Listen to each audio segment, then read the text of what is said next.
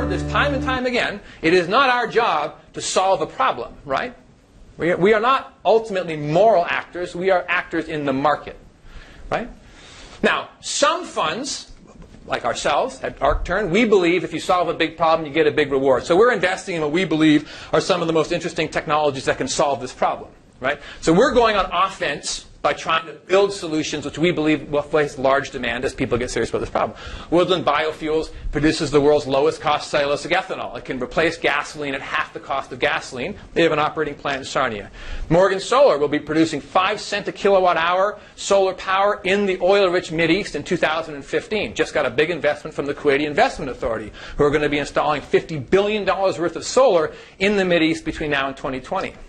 Hydrostore. I see a colleague from Hydrostore here. This is what I believe is the world's lowest cost grid-scale energy storage. We're building a system in Lake Ontario right now. I think there's 14 days of construction left, and we're going to commission that system so you can store power when the sun isn't shining or the wind isn't blowing. Very low cost. Underwater compressed air. We also have the lowest cost microinverter and extremely low cost energy analytics. Blah, blah, blah, blah, blah. That's our portfolio. You can go online and look at it. So some of us think that our job is to solve the problem. We're operating in a market economy.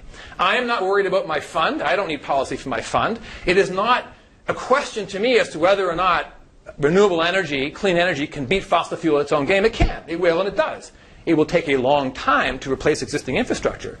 But fossil fuels can be beat at their own game today. All of the companies I just mentioned do not require policy to beat fossil fuels at their own game.